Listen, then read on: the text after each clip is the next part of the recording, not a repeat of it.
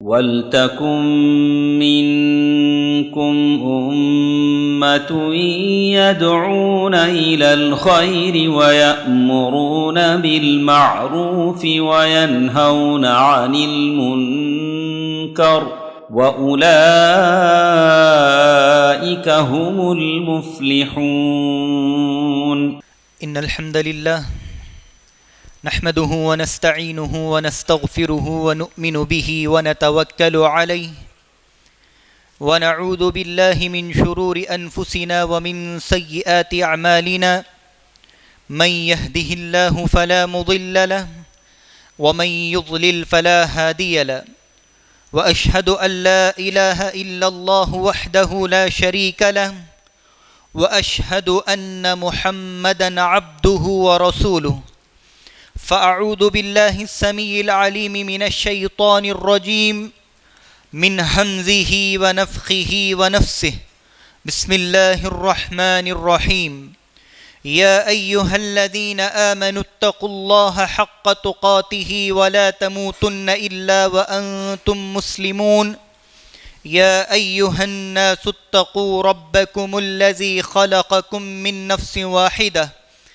وخلق منها زوجها وبث منهما رجالا كثيرا ونساء واتقوا الله الذي تساءلون به والأرحام إن الله كان عليكم رقيبا يا أيها الذين آمنوا اتقوا الله وقولوا قولا سديدا يصلح لكم أعمالكم ويغفر لكم ذنوبكم ومن يطع الله ورسوله فقد فاز فوزا عظيما أما بعد فإن خير الحديث كتاب الله وخير الهدي هدي محمد صلى الله عليه وسلم وشر الأمور محدثاتها وكل محدثة بدعة وكل بدعة ضلالة وكل ضلالة في النار أعوذ بالله من الشيطان الرجيم قال الله تبارك وتعالى في القرآن المجيد لن تنالوا البر حتى تنفقوا مما تحبون وقال النبي صلى الله عليه وسلم عن عمر بن الخطاب رضي الله عنه قال قال رسول الله صلى الله عليه وسلم فمن كانت هجرته إلى الله ورسوله فهجرته إلى الله ورسوله ومن كانت هجرته لدنيا يصيبها أو امرأة ينكحها فهجرته إلى ما هاجر إليه رواه البخاري. எல்லா புகழும் எல்லாம் வல்ல இறைவன் அல்லாஹ்விற்கே உரியது. சாந்தியும் சமாதானமும் அல்லாஹ்வின் கடைசி தூதரான முஹம்மது ரசூல் ஸல்லல்லாஹு அலைஹி வஸல்லம் அவர்கள் மீதும் அவர்களை பின்பற்றிய சத்தியமிக்க சஹாபாக்கள் மீதும் தபஈன்கள் மீதும் தபஈன்கள் மீதும் என் மீதும் உங்கள் மீதும் அல்லாஹுடைய சாந்தியும் சமாதானமும் உண்டாகட்டுமாக. அல்லாஹ்வின் நல்லடியார்களே, ஹுத்பை ஹாஜாக்கு பிறகு உங்களுக்கு முன்னால் குர்ஆனுடைய ஒரு வசனமும் ஒரு ஹதீஸும் ஓதப்பட்டது. நம் அனைவரும் அறிந்த ஒரு விஷயம், நாம் இன்று வாழ்ந்து கொண்டிருக்கக்கூடிய இந்த மாதம் முஹர்ரமுடைய மாதம். இந்த மாதத்தின் சிறப்புகளை பற்றி நாம் அனைவரும் பல குத்துபாக்களில் கேட்டிருப்போம், அதை செவியுற்றிருப்போம், புரிந்து கொண்டிருப்போம். மேலும் நமக்கும் தெரியும் முஹர்ரமுடைய மாதம் என்பது என்ன, அந்த மாதத்திற்கான சிறப்பு என்ன, அந்த மாதத்திற்கு அல்லாஹ் எந்த கண்ணியத்தை கொடுத்திருக்கிறான், அல்லாஹ்விற்கு அந்த மாதம் இவ்வளவு நேசத்திற்குரியது என்பதெல்லாம் நாம் அறிந்திருப்போம். ஆனால் அல்லாஹ் மனிதர்களுக்கு இந்த உலக வாழ்வில் ஒரு விஷயத்தை கொடுக்கிறான், ஒரு சிறப்பை கொடுக்கிறான், அல்லது ஒரு சிறப்பான பொருளை கொடுக்கிறான் என்று சொன்னால் அதிலே அந்த மனிதர்களுக்கு படிப்பினை உண்டு. அல்லாஹ் படிப்பினை இல்லாமல் எந்த ஒரு காரியத்தையும் ஏற்படுத்த மாட்டான், எந்த ஒரு காரியத்தையும் மனிதருடைய வாழ்வில் கொண்டு வர மாட்டான். நாம் அறியாதவர்கள், அல்லாஹ் அறிந்தவன். அல்லாஹ்விற்கு தெரியும் எதை மனிதர்களுக்கு கொண்டு வந்து கொடுத்தால் அதில் அவர்களுக்கு நன்மையோ அதைத்தான் அல்லாஹ் கொடுப்பான். அப்படி இந்த முஹர்ரமுடைய மாதமும் நம் அனைவருக்கும் ஒரு படிப்பினை. இந்த முஹர்ரமுடைய மாதத்தில் நடந்த சம்பவங்களும் நமக்கு ஒரு படிப்பினை. இன்று நான் உங்களுக்கு முன்னால் பேச உள்ள இந்த தலைப்பு என்பது முஹர்ரம் மாதத்தில் நடந்த சம்பவம் அல்ல, ஆனால் முஹர்ரம் மாதத்தோடு தொடர்பு வைக்கக்கூடிய ஒரு சம்பவம். நம் அனைவரும் அறிந்த விஷயம்.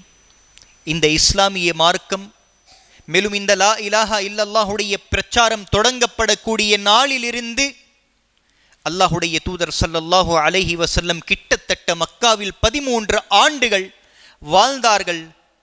இந்த பிரச்சாரத்தின் தொடக்கம் அந்த மக்காவில் ஆரம்பித்தது. அல்லாஹுடைய தூதர் ஸல்லல்லாஹு அலைஹி வஸல்லம் 13 ஆண்டுகள் கஷ்டப்பட்டார்கள். அல்லாஹுடைய தூதருக்கு பல பிரச்சனைகள் கொடுக்கப்பட்டது. அல்லாஹுடைய தூதர் அல்லாஹ்வினால் சோதிக்கப்பட்டார்கள். அல்லாஹுடைய தூதருடைய உறவினர்கள் அல்லாஹுடைய தூதரை ஏசினார்கள். அல்லாஹுடைய தூதருடைய உறவினர்கள் அல்லாஹுடைய தூதரை தூரப்படுத்தினார்கள்.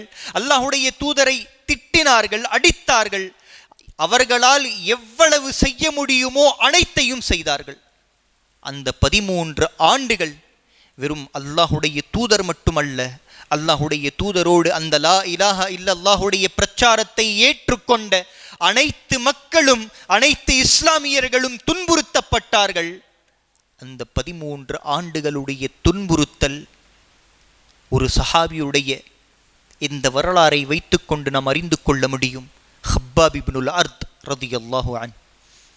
நம் அனைவரும் சீராவிலே அல்லாஹுடைய தூதரும் சஹாபாக்களும் மக்காவிலே 13 ஆண்டுகள் கஷ்டப்பட்டார்கள் என்று மட்டும்தான் படித்து கொண்டிருக்கிறோம்.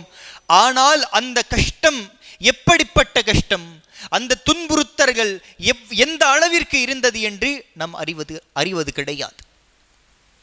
ஹப்பாப் இப்னுல் அர்த் ரலியல்லாஹு அன்ஹு, அல்லாஹ்வின் நல்லடியார்களே, இந்த சஹாபி ஒரு சாதாரண குடும்பத்தில் பிறக்கக்கூடியவர். அல்லாஹுடைய தூதர் ஸல்லல்லாஹு அலைஹி வஸல்லம் அவர்கள் வாழ்ந்த காலகட்டத்தில் அடிமைகளும் வாழ்ந்தார்கள். அடிமைத்தனம் என்பது அல்லாஹுடைய தூதருடைய காலகட்டத்தில் இருந்தது. ஒரு சாதாரண குடும்பத்தில் பிறந்தவர் பிற்காலத்தில் ஒரு அடிமையாக விற்கப்படுகிறார்கள். மக்காவுடைய சந்தையிலே ஒரு பெண்மணி இவரை விலைக்கு வாங்கி அடிமையாக அவரை நடத்துகிறார்கள், அடிமையாக அவரை விலை பேசுகிறார்கள்.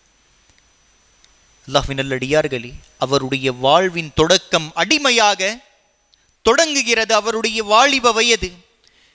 பல பிரச்சனைகளை பார்க்கிறார்கள், பல இன்ப துன்பங்களை பார்க்கிறார்கள். அவருடைய வாழ்வில் அவர்கள் அதிகமாக பிரச்சனைகளைத்தான் பார்த்தார்கள். சரி, என்னுடைய வாழ்வில் நான் அடிமையாகவே வாழ்ந்து விட்டேன்.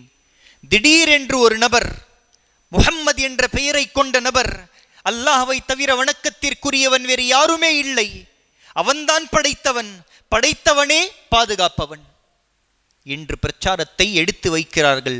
அந்த பிரச்சாரம் ஹப்பாப் இப்னுல் அர்த்துடைய காதுகளை உரசுகிறது. அந்த பிரச்சாரத்தை உடனடியாக ஏற்றுக்கொள்கிறார்கள், இஸ்லாமியனாக மாறிவிடுகிறார்கள். ஆனால் இஸ்லாமியனாக மாறிய பிறகும் அடிமைத்தனத்தில் இருந்து வெளிவரவில்லை. அடிமையாகவே இருக்கிறார்கள், இஸ்லாத்தை மறைக்கிறார்கள். இன்று நாம் இஸ்லாத்தின் மீது வெளிப்படையாக செயல்பட்டு கொண்டிருக்கிறோம். அன்றைய காலகட்டம் இஸ்லாம் தொடங்கிய நேரம் மக்காவில் வெளிப்படையாக யாரும் தன்னுடைய இஸ்லாத்தை வெளிப்படுத்த மாட்டார்கள். அதுவும் அடிமைகள் என்று சொன்னால் முடியவே முடியாது. அப்படி பல எடுத்துக்காட்டுகள் நம்மிடத்திலே உள்ளது. அதற்கு பிறகு அவருடைய இஸ்லாம் மற்றவர்களுக்கும் தெரிய வருகிறது. அவருடைய வாலிப வயதும் சோதனைகளால், அவருடைய வாலிப வயதிலும் துன்பங்கள். சரி, இஸ்லாத்தை ஏற்றுக்கொண்ட பிறகும் அல்லாஹ் அவருக்கு உதவி புரிந்தானா? அந்த துன்புறுத்தல்களில் இருந்து அவர் வெளிவந்தாரா என்று கேட்டால், அல்லாஹ்வின் நல்லடியார்களே, ஹப்பாப் இப்னுல் அர்த் ரலியல்லாஹு அன்ஹு அவர்கள் தாருல் அர்கம் நம் அனைவருக்கும் தெரிந்தது. அல்லாஹுடைய தூதர் ஸல்லல்லாஹு அலைஹி வஸல்லம் பிரச்சார பணியை தொடங்கினார்கள் அர்கம் ரலியல்லாஹு அன்ஹு அவர்களுடைய வீட்டில். அங்குதான் அல்லாஹுடைய தூதர் சஹாபாக்களை அழைத்து மார்க்க விஷயங்களை விளக்குவார்கள்.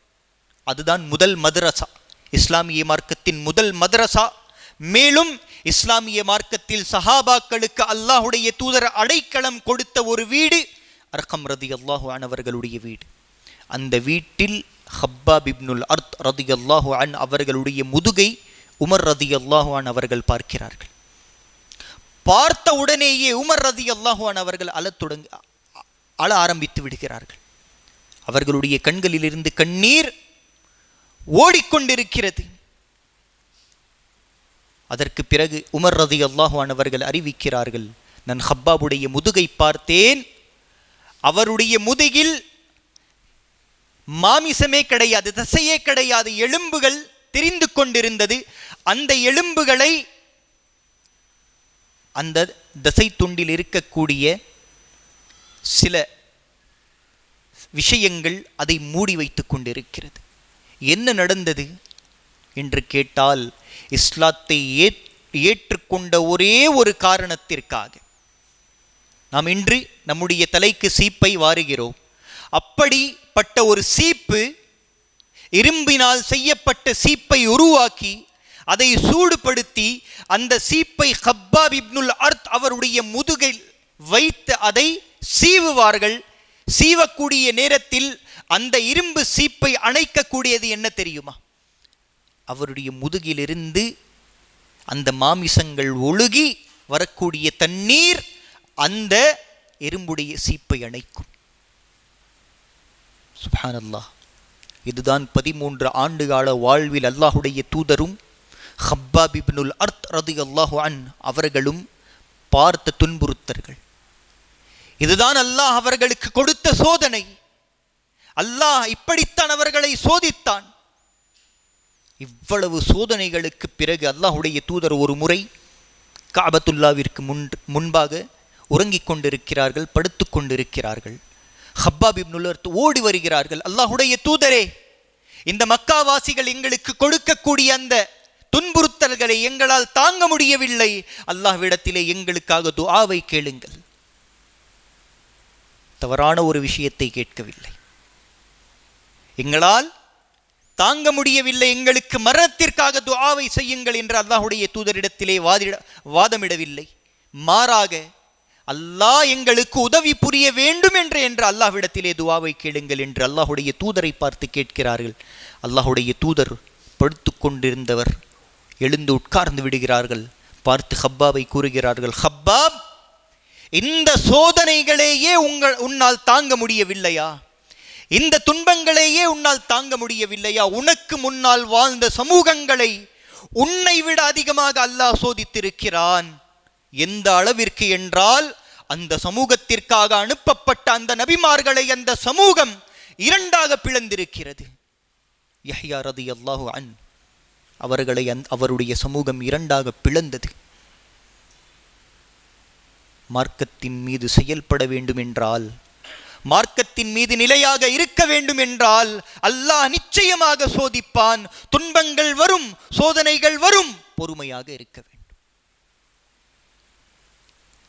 இந்த 13 ஆண்டுகால சோதனைகளுக்கு பிறகு, இந்த 13 ஆண்டுகால துன்பங்களுக்கு பிறகு அல்லாஹ் தன்னுடைய இறை தூதருக்கு, அல்லாஹுடைய தூதரே, மக்கா உங்களுக்கு போதுமானதாக மாறிவிட்டது, இதற்கு மேலும் இந்த துன்பங்களை உங்களாலும் உங்களுடைய சஹாபாக்களாலும் சமாளிக்க முடியாது, ஆக நீங்கள் மக்காவை விட்டு மதீனாவிற்கு ஹிஜ்ரத்தை செய்யுங்கள்.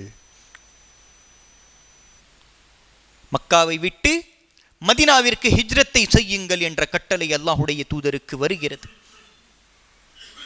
அல்லாஹுடைய தூதர் ஸல்லல்லாஹு அலைஹி வஸல்லம் அவர்களும் மக்காவிலிருந்து மதீனாவிற்கு ஹிஜ்ரத் செய்யக்கூடிய எல்லா ஏற்பாடுகளையும் செய்கிறார்கள்.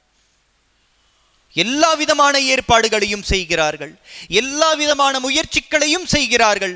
அதற்கு பிறகு அல்லாஹ்வின் மீது முழு நம்பிக்கையை வைக்கிறார்கள். ஆனால் ஹிஜ்ரத் செய்யக்கூடிய நேரத்திலும் சஹாபாக்கள் கொடுத்ததை போன்ற தியாகங்களை யாராலும் கொடுக்க முடியாது. அனைவருக்கும் தெரிந்தது சுஹைப் அர்-ரூமி ரலியல்லாஹு அன்ஹு. இந்த சஹாபியை நினைவில் வைத்துக் கொள்ளுங்கள். இவர் செய்த தியாகத்தை போன்று ஹிஜ்ரத்துடைய நேரத்தில் யாராலும் செய்ய முடியாது. அல்லாஹுடைய தூதரும் சஹாபாக்களும் ஹிஜ்ரத்தை மேற்கொள்கிறார்கள். இந்த செய்தி சுஹைப் அர்-ரூமி ரலியல்லாஹு அன்ஹு அவர்களுக்கு தெரிய வருகிறது. தெரிய வந்த உடனேயே தன்னால் எவ்வளவு முடியுமோ அவ்வளவு ஏற்பாடுகளை செய்து கொண்டு ஹிஜ்ரத்தை செய்வதற்காக முயற்சிக்கிறார்கள். ஹிஜ்ரத்து செய்வதற்காக கிளம்புகிறார்கள். மக்காவை விட்டு வெளியேறக்கூடிய தருணம், மக்காவுடைய பார்டர் அந்த இடத்திற்கு வருகிறார்கள்.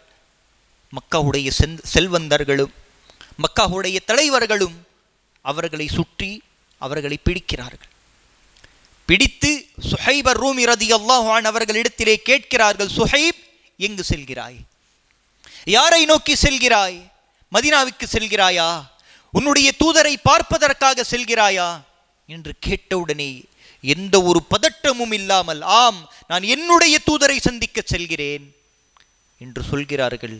அந்த நேரத்திலே மக்காவில் இருக்கக்கூடிய அந்த மக்கா தலைவர்கள் சுஹைபை பார்த்து கேட்கிறார்கள், சுஹைப், நீ ஒரு அனாதையாக மக்காவிற்கு வந்தாய். இந்த மக்கா உனக்கு அடைக்கலத்தை கொடுத்தது. மக்கா வாசிகள் உனக்கு அடைக்கலத்தை கொடுத்தார்கள். வியாபாரத்தை செய்தாய். உன்னுடைய வியாபாரம் நன்கு சென்றது. நீ சம்பாதித்தாய். எல்லாத்தையும் இந்த மக்காவிலே செய்தாய். இந்த மக்காவை உனக்கு அடைக்கலம் கொடுத்தது. அப்படி இந்த மக்காவை விட்டு செல்ல வேண்டியதாக இருந்தால், மக்கா உனக்கு எதையெல்லாம் கொடுத்ததோ அதை இந்த மக்காவிலே விட்டு செல்ல வேண்டும். அல்லாஹ்வின் நல்லடியார்களே, நாம் இருந்திருந்தோம் என்று சொன்னால், நாம் வைத்து சம்பாதித்து அதை சேமித்த செல்வம், தன்னுடைய மனைவி, தன்னுடைய பிள்ளைகள், தன்னுடைய குடும்பத்தார்கள், தான் கட்டிய வீடு அனைத்தையும் விட்டு விட்டு செல்ல வேண்டும் என்று சொன்னால் சுலபம் கிடையாது. ஒரு இடத்தில் உங்களுக்கு கம்ஃபோர்ட்னஸ் கிடைத்திருக்கிறது. அங்கு பல வருடங்களாக வாழ்ந்திருக்கிறீர்கள். அந்த மக்களை புரிந்து கொண்டவர்கள் நீங்கள். திடீரென்று அந்த இடத்தையும் அந்த இடத்தில் இருக்கக்கூடிய எல்லா விஷயத்தையும் விட்டு செல்ல வேண்டும் என்றால் முடியாத காரியம். ஆனால் அவர்கள் சொன்ன மறுநொடியே எல்லாத்தையும் விட்டுவிட்டு அல்லாஹ்விற்காகவும் ரசூலிற்காகவும் மக்காவை விட்டு மதீனாவிற்கு ஹிஜ்ரத்து செய்கிறார்கள். ஹிஜ்ரத்து செய்த பிறகு அல்லாஹுடைய தூதரை நேரடியாக சந்திக்கிறார்கள். அல்லாஹுடைய தூதருக்கு அல்லாஹ் வஹி மூலமாக இந்த சம்பவத்தை தெரியப்படுத்துகிறான். அல்லாஹுடைய தூதர் சுஹைபை பார்த்தவுடன், ரபிஹ சுஹைப், சுஹைப் வெற்றி பெற்றுவிட்டார், சுஹைப் வெற்றி பெற்றுவிட்டார், அல்லாஹ்விடத்திலே சொர்க்கத்தை விலை பேசிவிட்டார் என்று அல்லாஹுடைய தூதர் அந்த ஹதீஸை அறிவிக்கிறார். இப்படித்தான் அல்லாஹ்வின் நல்லடியார்களே, அல்லாஹுடைய தூதரும் சஹாபாக்களும் மக்காவை விட்டு மதீனாவிற்கு ஹிஜ்ரத் செய்தார்கள். இந்த காரணத்திற்காகத்தான் அல்லாஹ் ஹிஜ்ரத் செய்யக்கூடிய கட்டளையை கொடுத்தார். இதிலிருந்து நமக்கு கிடைக்கக்கூடிய பாடங்கள் என்ன? ஹிஜ்ரத் என்பது ஒரு நாட்டை விட்டு மறுநாட்டுக்கு செல்வது கிடையாது. நாம் புரிந்து கொண்டிருப்பது இதுதான், நாம் விளங்கி கொண்டிருப்பதும் இதுதான். ஹிஜ்ரத் என்பது ஒரு இஸ்லாமியனுடைய வாழ்வில் ஏதோ ஒரு மூலையில் நடந்த ஒரு சம்பவம் அல்ல, அவனுடைய வாழ்வில் ஒவ்வொரு நாளும் நடைபெறக்கூடிய ஒரு சம்பவம். எப்படி? ஹிஜ்ரத் நாட்டை விட்டு மற்றொரு நாட்டிற்கு செல்வது மட்டும் ஹிஜ்ரத் அல்ல, உங்களுடைய பாவங்களில் இருந்து அல்லாஹ்வின் பக்கம் திரும்புவதும் ஹிஜ்ரத் தான். ஹராமை விட்டு ஹலாலின் பக்கம் வருவதும் ஹிஜ்ரத் தான். பாவங்களை விட்டு தௌபாவின் பக்கம் வருவதும் ஹிஜ்ரத் தான். தீயவனாக இருந்தேன், காஃபிராக இருந்தேன், இஸ்லாமியனாக மாற வேண்டும் என்று வரக்கூடியவர்கள் செய்வதும் ஹிஜ்ரத் தான். இதைத்தான் அல்லாஹுடைய தூதர் சஹீஹ் புகாரியில் வரக்கூடிய முதல் ஹதீஸ், உமர் இப்னுல் கத்தாப் ரலியல்லாஹு அன்ஹு அவர்கள் அறிவிக்கக்கூடிய ஹதீஸ். இந்த ஹதீஸில் அல்லாஹுடைய தூதர் இதைத்தான் தெளிவுபடுத்தினார்கள்.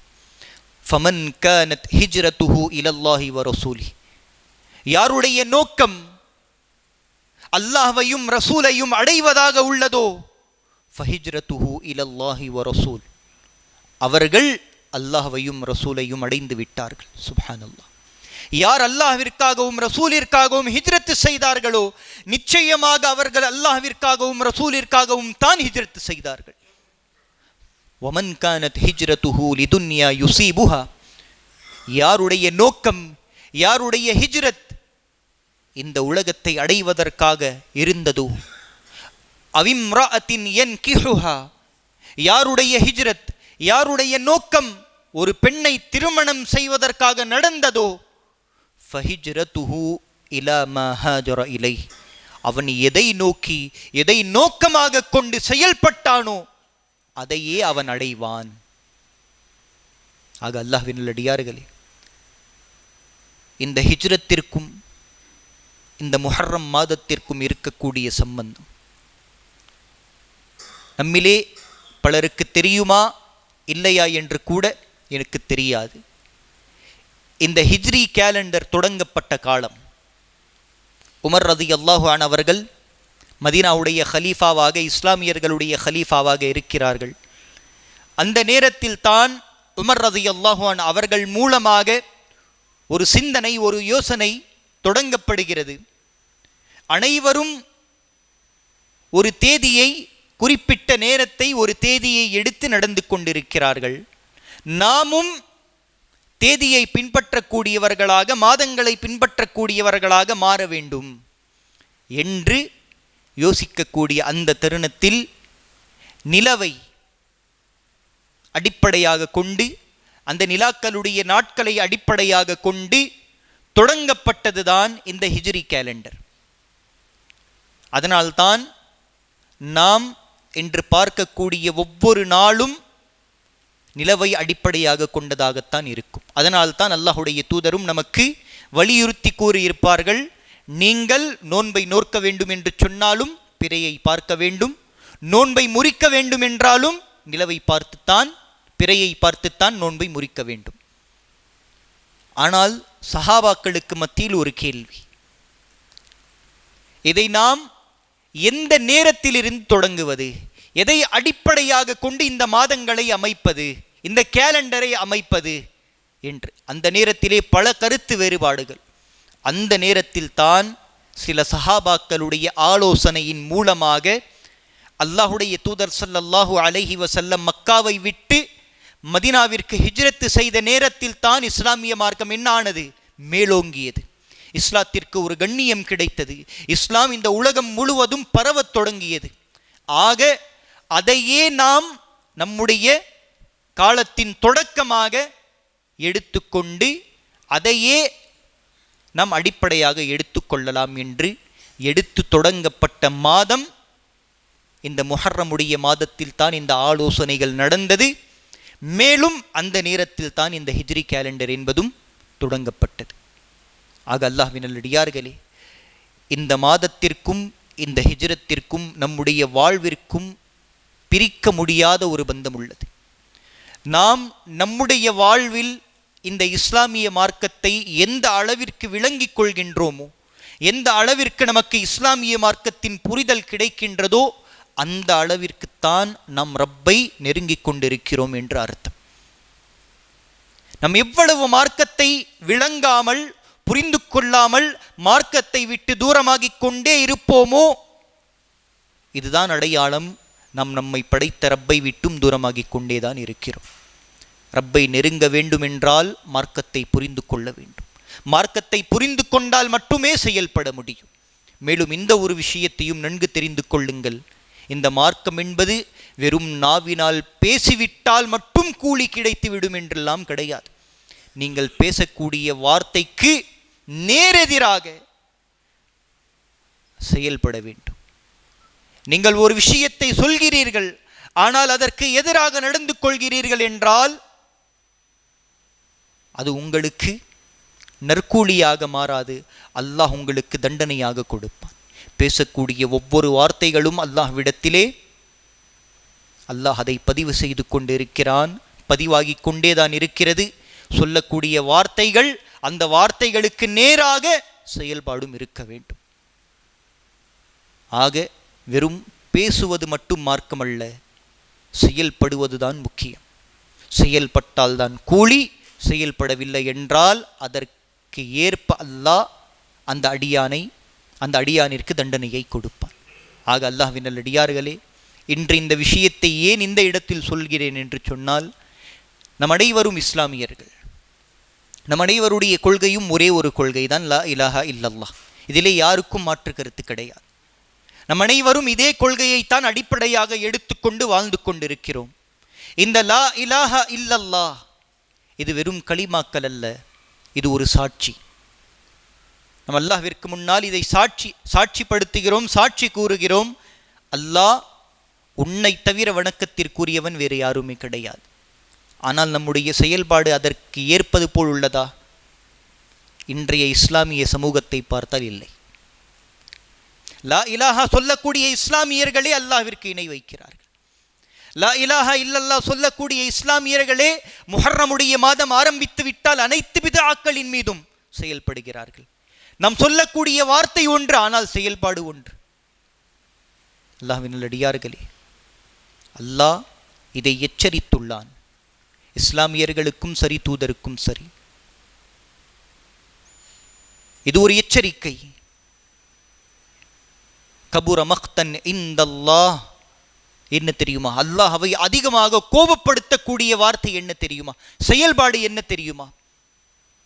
செய்யாத விஷயத்தை சொல்லிக்காட்டு, செய்யவே முடியாததை சொல்வது. இது அல்லாஹ்வை அதிகமாக கோபப்படுத்தும்.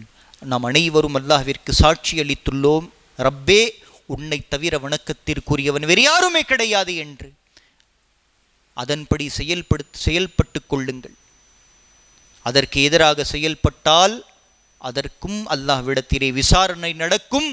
அல்லாஹ்வுடைய விசாரணை தொடங்கிவிட்டால் யாராலும் தப்பிக்க முடியாது. ஆக இந்த அனைத்து விஷயங்களை கவனமாக எடுத்துக்கொண்டு, இதை புரிந்து கொண்டு இதன் மீது செயல்படக்கூடிய முயற்சியை நாம் எடுக்க வேண்டும்.